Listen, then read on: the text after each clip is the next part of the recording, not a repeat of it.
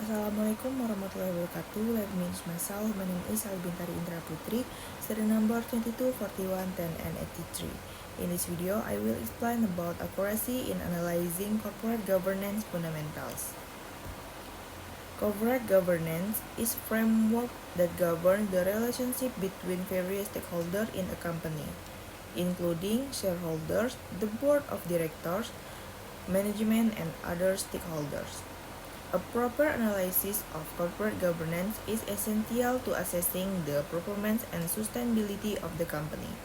In this context, the accuracy of the analysis includes a deep understanding of the structure, processes, and practices applied in corporate governance.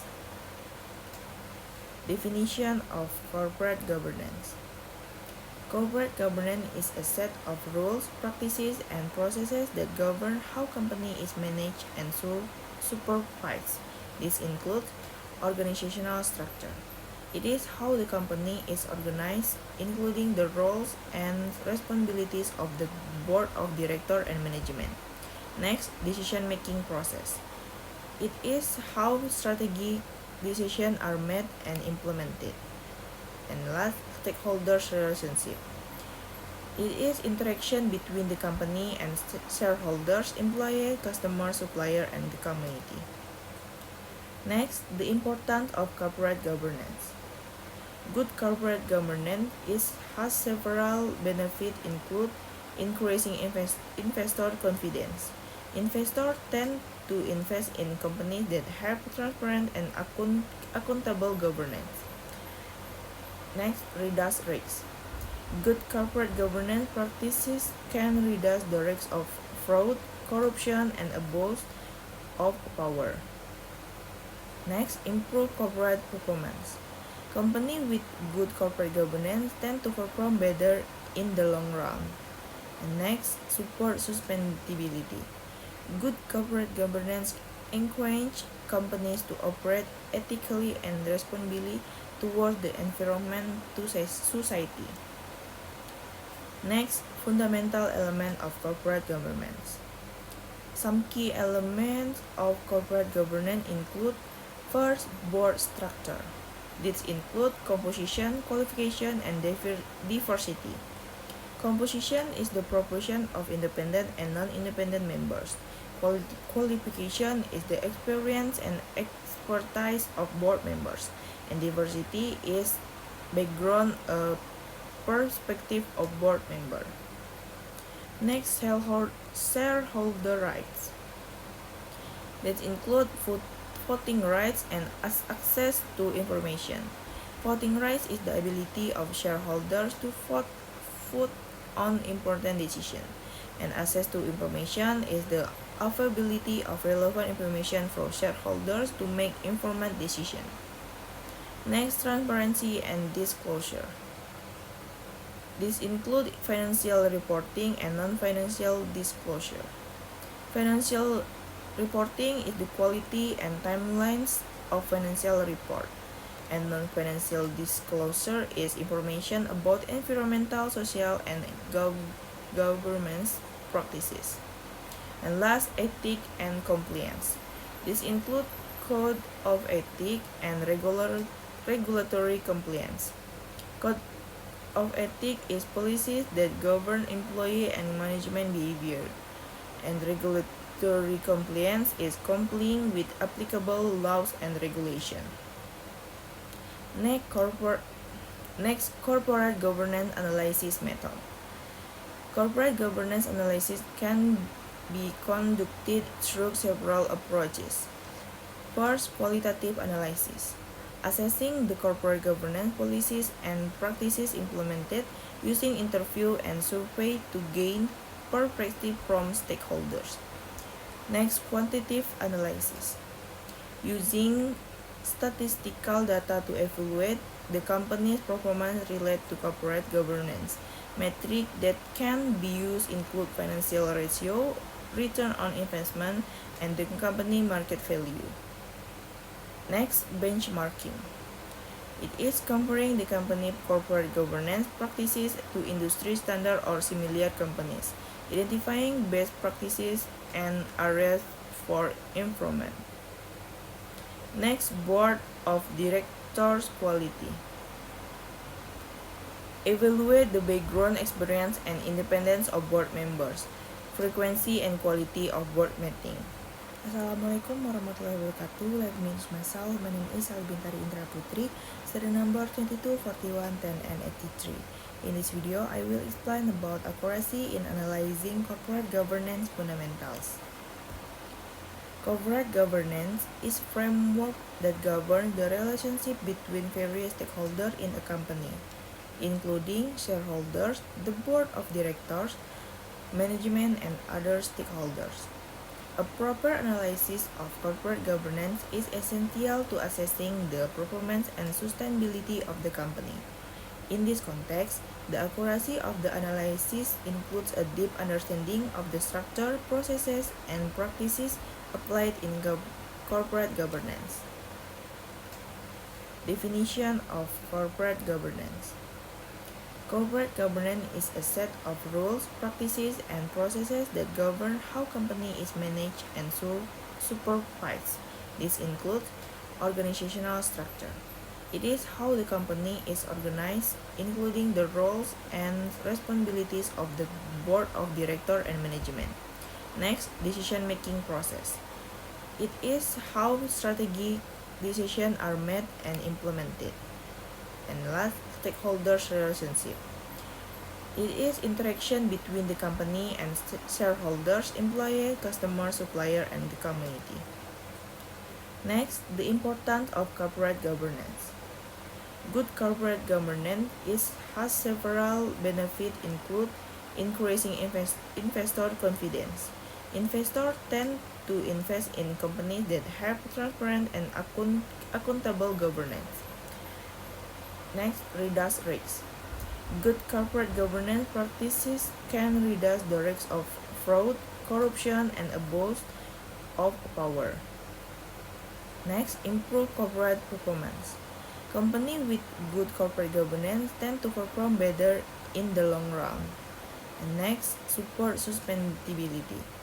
Good corporate governance encourages companies to operate ethically and responsibly towards the environment to society.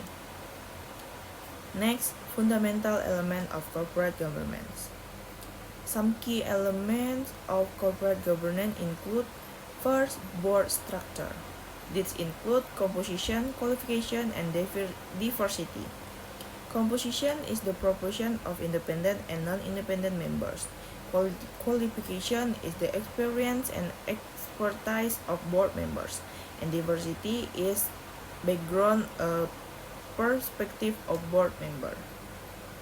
Next, shareholder rights. That include voting rights and access to information. Voting rights is the ability of shareholders to vote on important decisions, and access to information is the availability of relevant information for shareholders to make informed decisions. Next, transparency and disclosure. This includes financial reporting and non-financial disclosure. Financial reporting is the quality and timelines of financial report, and non-financial disclosure is information about environmental, social, and governance practices. And last, ethics and compliance. This includes code of ethics and regulatory compliance. Code of ethics is policies that govern employee and management behavior, and regulatory compliance is complying with applicable laws and regulations. Next, corporate governance analysis method. Corporate governance analysis can be conducted through several approaches. First, qualitative analysis. Assessing the corporate governance policies and practices implemented using interview and survey to gain perspective from stakeholders. Next, quantitative analysis. Using statistical data to evaluate the company's performance related to corporate governance. Metrics that can be used include financial ratio, return on investment, and the company market value. Next, benchmarking. It is comparing the company corporate governance practices to industry standard or similar companies, identifying best practices and areas for improvement. Next, board of directors quality. Evaluate the background, experience, and independence of board members, frequency and quality of board meeting. The board of directors, management, and other stakeholders. A proper analysis of corporate governance is essential to assessing the performance and sustainability of the company. In this context, the accuracy of the analysis includes a deep understanding of the structure, processes, and practices applied in corporate governance. Definition of corporate governance. Corporate governance is a set of rules, practices, and processes that govern how company is managed and supervised. This includes organizational structure. It is how the company is organized, including the roles and responsibilities of the board of directors and management. Next, decision-making process. It is how strategic decisions are made and implemented. And last, stakeholders relationship. It is interaction between the company and shareholders, employee, customer, supplier, and the community. Next, the importance of corporate governance. Good corporate governance has several benefits include increasing investor confidence. Investors tend to invest in companies that have transparent and accountable governance. Next, reduce risks. Good corporate governance practices can reduce the risk of fraud, corruption, and abuse of power. Next, improve corporate performance. Companies with good corporate governance tend to perform better in the long run. And next, support sustainability. Good corporate governance encourages companies to operate ethically and responsibly towards the environment to society. Next, fundamental element of corporate governance. Some key elements of corporate governance include first, board structure. These include composition, qualification, and diversity. Composition is the proportion of independent and non-independent members.